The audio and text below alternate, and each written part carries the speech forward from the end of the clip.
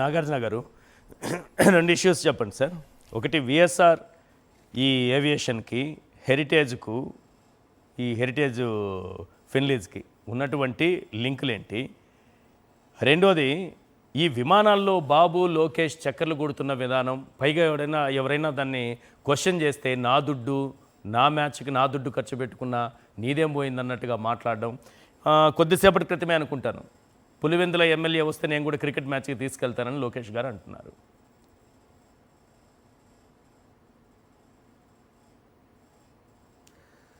ప్యానెల్లో ఉన్నటువంటి పెద్దలకి, సాక్షి టీవీ ప్రేక్షకులకి ముందుగా నా నమస్కారాలు తెలియజేస్తున్నానండి. మీరు కానీ లేకపోతే ప్యానలిస్టు ఎంఆర్ పాషా గారు కానీ సుదీర్ఘంగా ఆల్రెడీ ఇప్పుడు కొన్ని అంశాలను మీరు లేవనెత్తారు కాబట్టి ముందుగా రాష్ట్ర ప్రజలకు కానీ లేకపోతే కేంద్ర ప్రభుత్వానికి కానీ లేకపోతే దేశంలో ఉన్నటువంటి వివిధ ప్రముఖమైనటువంటి వ్యక్తులకు కానీ ముందుగా మా వైపు నుంచి ఒక చిన్న డిమాండ్ మీకు తెలియజేస్తున్నాను. అందులో మొట్టమొదటిది ఏంటంటే, అజిత్ పవార్ గారి మరణం 28 జనవరి 2026న మహారాష్ట్రలోని బారామతి ఎయిర్పోర్ట్లో జరిగింది. ఈ హెలికాప్టర్ ప్రమాదం జరిగిన తర్వాత సాధారణంగానే ఇదేదో నార్మల్ ప్రమాదంగానే భావించారు. తర్వాత వారి కుటుంబ సభ్యులు రోహిత్ పవార్ గారు కొన్ని ఆధారాలను తీసుకొస్తూ ప్రధానంగా ఇందులో కేంద్ర ప్రభుత్వంలో కీలక భాగస్వామిగా ఉన్నటువంటి చంద్రబాబు నాయుడు గారి సతీమణి భువనేశ్వర్ గారు, చంద్రబాబు నాయుడు గారి కోడలైనటువంటి నారా భువనేశ్వర్ గారు కీలక పాత్ర పోషిస్తూ డైరెక్టర్గా ఉన్నటువంటి హెరిటేజ్ ఫిన్లీజ్ లిమిటెడ్ అనేటువంటి సంస్థ విఎస్ఆర్ వెంచర్స్ ప్రైవేట్ లిమిటెడ్ అనేటువంటి, అంటే ఏదైతే ఆ ప్రమాదం జరిగినటువంటి ఆ కంపెనీ, ఆ విమానానికి చెందినటువంటి కంపెనీకి వీరు ఫైనాన్సర్స్ అని, వీరి మధ్య ఆర్థిక లావాదేవీలు జరుగుతున్నాయని రోహిత్ పవార్ గారు చెప్పిన తరువాత భారతదేశంలో ఉన్నటువంటి ప్రముఖులు కానీ లేకపోతే మరొకరైనా కానీ ఎవరైనా కానీ మొట్టమొదటి డిమాండ్ ఏంటంటే, చంద్రబాబు నాయుడు గారికి జరిగినటువంటి ప్రమాదానికి ఏదో ఒక సంబంధం ఉందని మేమేం అనట్లా. నేరుగా విఎస్ఆర్ వెంచర్స్కి మీకు ప్రమాదం ఉందని, సంబంధం ఉందని కీలకమైనటువంటి డాక్యుమెంట్స్తో రోహిత్ పవార్ గారు మీ పైన ఆరోపణలు చేసి ఇప్పటికీ సుమారుగా 3 రోజులు అయిన తర్వాత కూడా చంద్రబాబు నాయుడు గారు నిమ్మక నీరెత్తున్నాడు. కాబట్టి ఆంధ్రప్రదేశే కాదు యావత్ భారతదేశం నుండి మేము చేస్తున్నటువంటి మొట్టమొదటి డిమాండ్ ఏంటంటే, చంద్రబాబు నాయుడు గారు మొట్టమొదటిగా కేంద్ర ప్రభుత్వం నుండి అతను వాలంటీర్గా బయటికి వచ్చి తీరాల్సిందే. కేంద్ర ప్రభుత్వ మంత్రివర్గం నుండి మీరు బయటికి రావాలి. ఎందుకంటే మీ పైన ఒక ఎంక్వైరీ జరిగి తీరాల్సిందే. ఎందుకు ఎంక్వైరీ జరిగి తీరాల్సిందే అనేటువంటి విషయాన్ని చెప్తున్నానంటే, ఏవైతే రోహిత్ పవార్ గారు కూడా ఏం చెప్పారంటే, ఈ ప్రిలిమినరీ ఎంక్వైరీ కోసం కేంద్ర విమానయాన శాఖ ఫిబ్రవరి 2, 2021 తేదీన ఒక 6 మెంబర్స్తో ఒక విచారణ కమిషన్ ఏర్చింది. ఆ విచారణ కమిషన్లో కెప్టెన్ అపూర్వ అగర్వాల్, కెప్టెన్ లోకేష్ రాంపాల్ అనేటువంటి ఇద్దరికి కూడా ఈ ఎంక్వైరీ చేయడానికి వారికి ఎటువంటి అర్హతలు లేవు. కానీ విమానయాన శాఖ మంత్రి వారి యొక్క ఉద్దేశపూర్వకమైనటువంటి వేరే కోణంతోనే వీరిద్దరిని ఈ కమిటీలో పెట్టారు అని ఆయన చెప్పినటువంటి డాక్యుమెంట్ ఇది. కాబట్టి ఈరోజు మేము ఏమి అడుగుతున్నామంటే, మిమ్మల్ని ఏమి కేంద్ర ప్రభుత్వానికి మద్దతు ఉపసంహరించమని అడగట్లా. కానీ మీరు కేంద్ర ప్రభుత్వం నుండి బయటికి రండి, మీ మంత్రుల చేత రాజీనామా చేపిండి. మీ మంత్రులందరూ అక్కడి నుంచి లేకపోయినా మీరు కేంద్ర ప్రభుత్వం నుండి బయటకు వస్తేనే, భారతీయ జనతా పార్టీతో మీరు బయటకు వస్తేనే జరుగుతున్నటువంటి విచారణ పట్ల దానికి ఒక శాంటిటీ ఉంటుందని భారతదేశం మొత్తం వస్తున్నటువంటి ఒక డిమాండ్. ఈ డిమాండ్ని చంద్రబాబు నాయుడు గారు మొట్టమొదటిగా అంగీకరించాలి.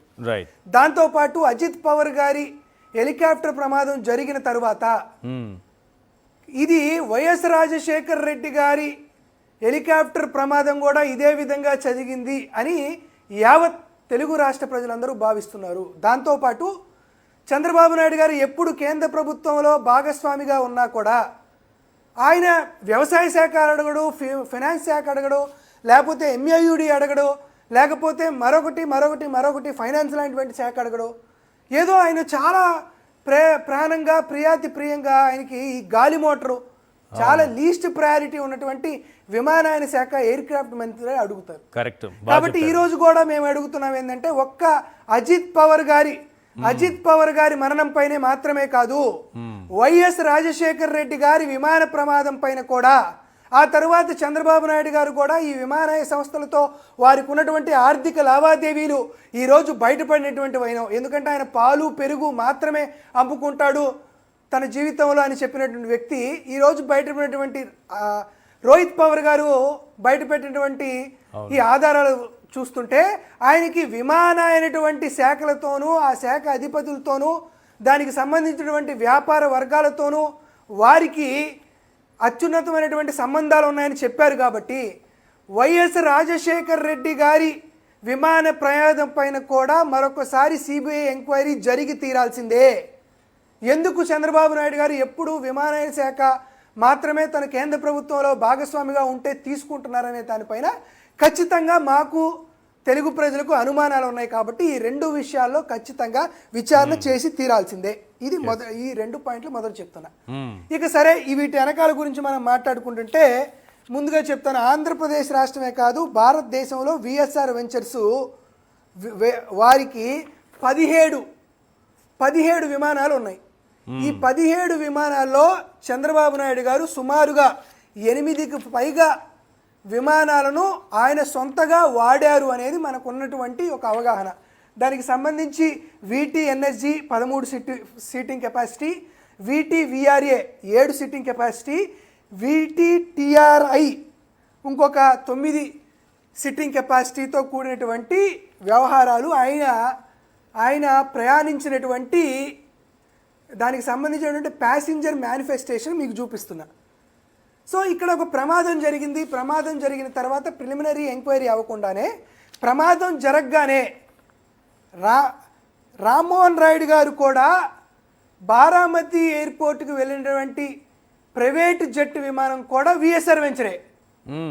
ఆయన కూడా విఎస్ఆర్ వెంచర్స్ వాడుతూ అక్కడికి వెళ్ళి no safety concerns with Lear jet aircraft VSR ventures aviation minister అంటే ఇమీడియట్గా ప్రమాదం జరిగిన గంటల సమయంలోనే రామ్మోహన్ నాయుడు గారు విఎస్ఆర్ వెంచర్స్కి ఏమాత్రం సంబంధం లేదు, వారు ఎటువంటి తప్పు చేయలేదని ఎందుకు స్టేట్మెంట్ ఇచ్చారనేది మా యొక్క మొట్టమొదటి అప్లికేషన్. అది రోహిత్ పవర్ గారు కూడా చెప్తున్నారు. ఆల్రెడీ విమానయాన శాఖ మంత్రి గారు ఈ వెంచర్ది ఎటువంటి ఈ కంపెనీది ఎటువంటి తప్పు లేదు, ప్రమాదం లేదని చెప్పిన తర్వాత వారేసినటువంటి ఎంక్వైరీ కమిటీ మంత్రి గారి డైరెక్షన్స్ని కాదని ఎందుకు చెబుతారనేది మాకు ఉన్నటువంటి ప్రధానమైన ప్రశ్న. దాంతోపాటు స్వయంగా రోహిత్ పవర్ గారే ఏవియేషన్ మినిస్టర్ని ఆర్టీఏ ద్వారా కొన్ని అడిగారు. ఏమడిగారు? ఫ్లైట్ టైం అనేది ఎందుకు చేంజ్ అయ్యింది ఆయన అడిగినట్టు మొట్టమొదటి ప్రశ్న.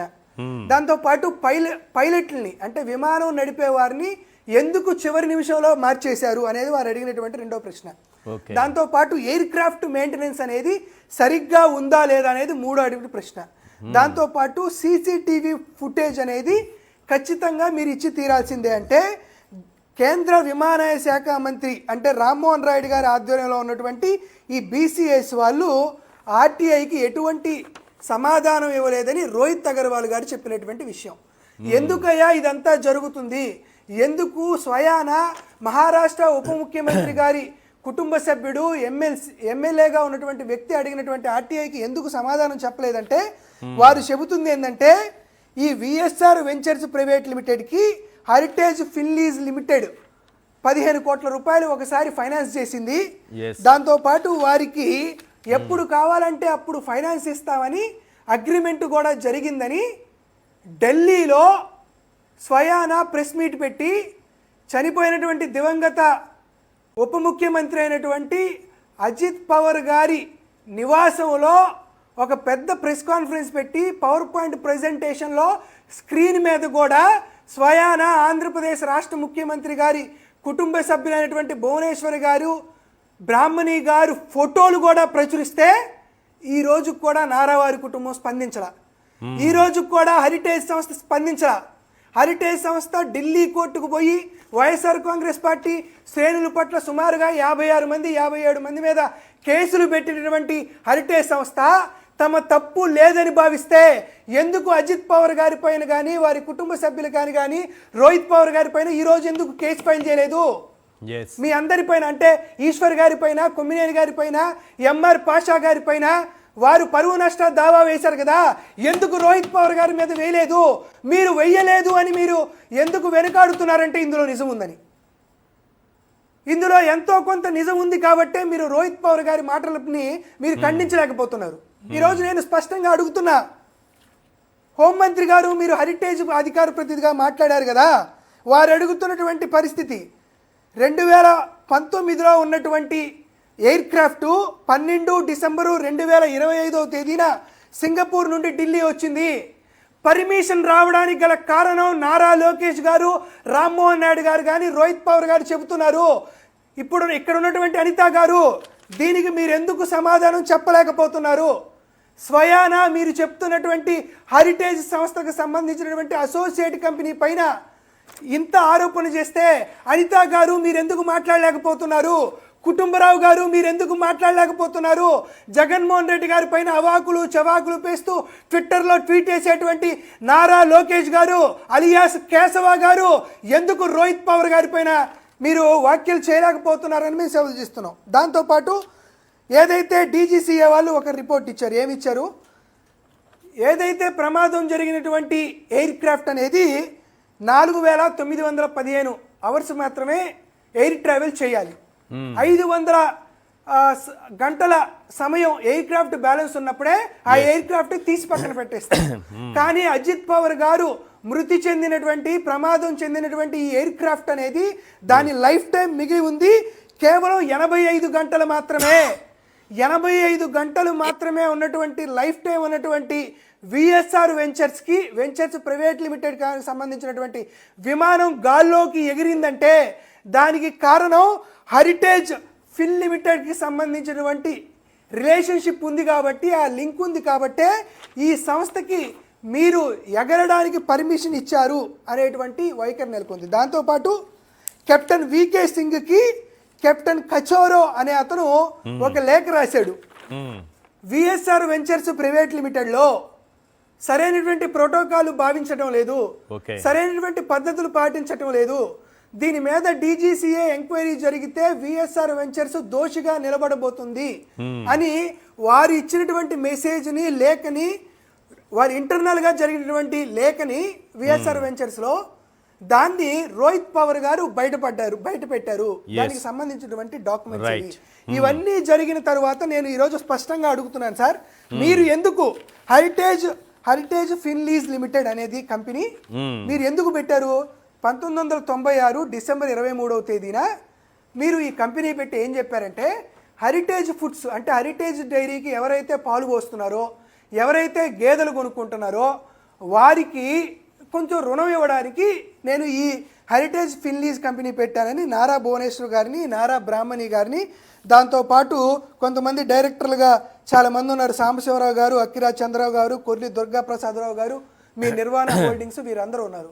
నేను ఈరోజు అడుగుతున్నాను, నారా భువనేశ్వర్ గారు, నారా బ్రాహ్మణి గారు, ఈ విఎస్ఆర్ వెంచర్స్ దగ్గర ఎన్ని గేదెలు ఉన్నాయి, ఎన్ని ఆవులు ఉన్నాయి, ఎన్ని బర్రెలు ఉన్నాయి, వారు ఎక్కడ ఆ కొట్టాలు పెట్టారు, మీకు ఎక్కడ పాలు పోస్తున్నారు, ఈ పాలు పిసుకుతుంది ఎవరు? ఈ రోహిత్ అగర్వాల్ అనే అతను పాలు ఏమైనా పిసుకుతున్నారా? దీనికి సంబంధించినటువంటి ఎవరు దీని ఓనరు? మరి వాళ్ళు ఏమైనా హెరిటేజ్కి పాలు పోస్తున్నారా? మరి మీరు ఎలా లోన్ ఇచ్చారు? దేనికోసం మీరు లోన్ ఇచ్చారు? మాకు ఎటువంటి వ్యాపారాలు లేవు అని చెప్పినటువంటి మీరు ఏ విధంగా వీరికి లోన్లు ఇచ్చారని మేము అడుగుతున్నాం. దీనికి సంబంధించి మరొకటి, ఎవరి పేరు? రోహిత్ సింగ్ ఇతను ఓనర్ సార్ దీనికి. సో ఈయన దగ్గర ఏమైనా గేదెలు ఉన్నాయా, బర్రెలు ఉన్నాయా? ఈ రోహిత్ సింగ్కి సంబంధించి, దానికి వారి తండ్రి అయినటువంటి విజయ్ సింగ్కి సంబంధించి, వీటన్నిటికీ సంబంధించి వారి ఫోటోలు ఏవి ఇప్పటికీ బహిర్గతం కాకుండా ఇంటర్నెట్ నుంచి ఎందుకు తొలగించారు? దాంతోపాటు ఇంకొక కీలకమైన అంశాన్ని పెట్టి ముగిస్తాను సార్. ఎందుకంటే ఈ లెగసీ 600 VT CMR అనేటువంటి వాటికి దీని వాల్యూ ఎంత సార్? దీని వాల్యూ ఎంత ఉంటే మనం ఎంత ఇన్సూరెన్స్ చేశారని చెప్పారు? 35 కోట్లు ఉంటే 265 కోట్లు చేశారు. 300 కోట్లు, 35 కోట్లు దాని వాల్యూ అయితే 260 కోట్లు చేశారు. ఓకే సార్, వీళ్ళు 2024 17th మార్చ్ అంటే చంద్రబాబు నాయుడు గారు ఇంకా ముఖ్యమంత్రి అవలా, రామ్మోహన్ రాయుడు గారు ఇంకా కేంద్ర విమానయాన శాఖ మంత్రి అవలా, నారా లోకేష్ గారు ఇంకా డిఫాక్టో ముఖ్యమంత్రి అవలా. కానప్పుడు ఇదే విఎస్ఆర్ వెంచర్స్, ఇదే విటిసిమ్ఆర్ ఎంబ్రేస్ లెగసీ 600 2009 మోడల్కి వారు ఇన్సూరెన్స్ చేసింది 85 కోట్లకు మాత్రమే. వారు 17 మార్చి 2024 ఐసిఐసిఐ లాంబార్డ్ నుంచి ఇన్సూరెన్స్ చేశారు. VSR ventures private limited 7349/B10 Vishant Kunj New Delhi 110070. అంటే 2024లో చంద్రబాబు నాయుడు గారు ముఖ్యమంత్రి కాకముందు ఇదే మోడలు, ఇదే సంస్థ నుండి ప్రొడ్యూస్ అయినటువంటి విమానానికి 85 కోట్ల రూపాయలు ఇన్సూరెన్స్ చేసినటువంటి అదే సంస్థ ఎవరి ప్రోద్బలంతో, ఎవరి బ్యాక్ ఎండ్తో, ఎవరి కోసం అనుచిత లబ్ధి కోసం ఆ ఇన్సూరెన్స్ అనేది 200 కోట్ల రూపాయలకు పైగా చేశారు అనేది మా రెండో క్వశ్చన్. దాంతో పాటు దుర్మార్గంగా మిమ్మల్ని గెలిపించింది పవన్ కళ్యాణ్ గారే కదా. పవన్ కళ్యాణ్ గారికి ఏమో CJ2 aircraft Kakani enterprises funded by the Lingamaneni Ramesh, వారికేమో ఆ ఎయిర్ క్రాఫ్ట్ ఇస్తారు. వారికేమో బెల్ 412 నవయుగ గ్రూప్కు సంబంధించినటువంటి హెలికాప్టర్ ఇస్తారు. మీకు మాత్రం మీరు ఎవరైతే ఫైనాన్స్ చేసి వారినే ఇంక్లూడ్ చేసుకొని వారికే డబ్బులు చెల్లిస్తూ వారి డబ్బులే తిరిగి మీకు ఈఎంఐల రూపంలో, వడ్డీల రూపంలో వస్తుందంటే ఈ రోజు నేరుగా మీరు తిరుగుతున్నటువంటి ప్రతి గంటకి డబ్బులు చెల్లిస్తుంది ఆంధ్రప్రదేశ్ రాష్ట్ర ప్రజలు వాటి యొక్క నిధి నుండి అనేది క్లియర్ కట్ గా అర్థం అవుతుంది. నేను ఈ రోజు నారా లోకేష్ గారు అడుగుతున్నారు, నారా లోకేష్ గారు మీకు దమ్ము ధైర్యం ఉంటే ఈ 20 నెలల్లో మీరు చేసేటువంటి వైఖరికి మీరు కట్టేటువంటి స్లిప్ లేదన్నా తీసుకురండి. అట్లా కాకుండా దీని గురించి మాట్లాడుకుంటా మీకు 24 గంటల పాటు టైం ఇస్తున్నాం. 24 గంటల్లో మీకు దమ్ముంటే, మీ తప్పు లేదంటే మీరు కానీ, మీ మాతృమూర్తి కానీ, లేకపోతే మీ సతీమణి కానీ ఎవరైనా సరే రోహిత్ పవర్ పైన పరువు నష్ట దావా వేసి నోటీసులు పంపించండి దమ్ముంటే. వారి పట్ల ఢిల్లీ కోర్టుకో, సుప్రీం కోర్టుకో, హైకోర్టుకో వెళ్ళండి. వెళ్తే మీట్లో ఎంతో కొంత నిజాయితీ ఉందని మేమందరం భావిస్తాం. లేని పక్షంలో మీరు కేంద్ర ప్రభుత్వం నుండి వైదొలగండి. మీకు ఎట్టి పరిస్థితుల్లోనూ కేంద్ర ప్రభుత్వంలో భాగస్వామిగా ఉండేటువంటి నిమిషం పాటు కూడా మీకు హక్కు లేదనేది మాత్రం మనవి చేస్తాం.